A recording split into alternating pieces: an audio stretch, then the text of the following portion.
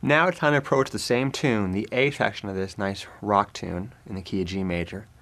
And instead of playing the major scale, we're going to go to the major pentatonic. And for a lot of players, that pentatonic scale is a real sweet spot. So we're going to go over to the full fingerboard shot.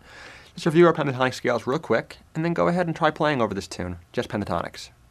Alright, so the first form of G major is definitely going to be this higher form. I mean, certainly we could play it low, but I think for most players you're going to have some higher strings, some higher sound.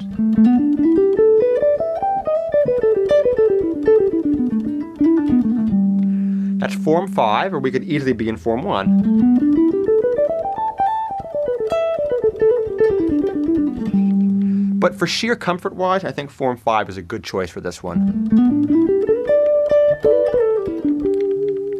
Now, I'm going to play one pentatonic for the entire tune, just the key of G. I'm not going to switch to the chord switch, and we're just going to go ahead and play once or twice through the A section of this tune, and just see what it sounds like to play one pentatonic, kind of the one-size-fits-all philosophy of playing.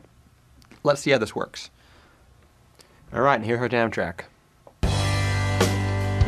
So, pentatonic-wise, I'm going to be over in the form 5.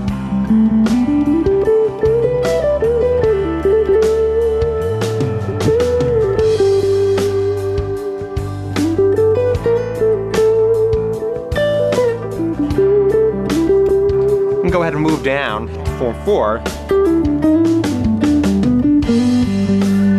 or form 3.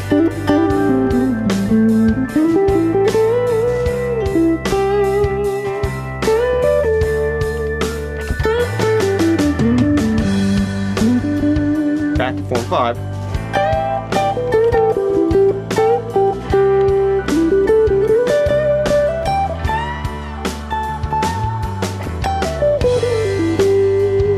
Get the idea.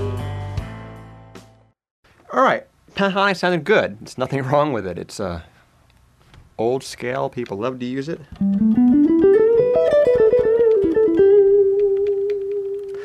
The limitation is, and I was feeling during some of the playing, was that some of the notes in pentatonic didn't match some of the chord tones. And sure, you can kind of bend and slide and get around them, but I think we can do better. And certainly for a long solo on a tune, you don't want to do any of one thing. We talked about this in the course before, that if you just play pentatonic, it gets a little boring. If you just play a scale, it gets a little boring. So the next step in our evolution now, not that there's anything wrong with the way we just played, is to see if we can talk to the chords a little bit more directly. And we're going to actually switch pentatonic scales for each chord, which some people would call playing changes. But I'm going to show you how to do it in a very non-scary way. So our next clip is playing pentatonic scales for each chord that comes along.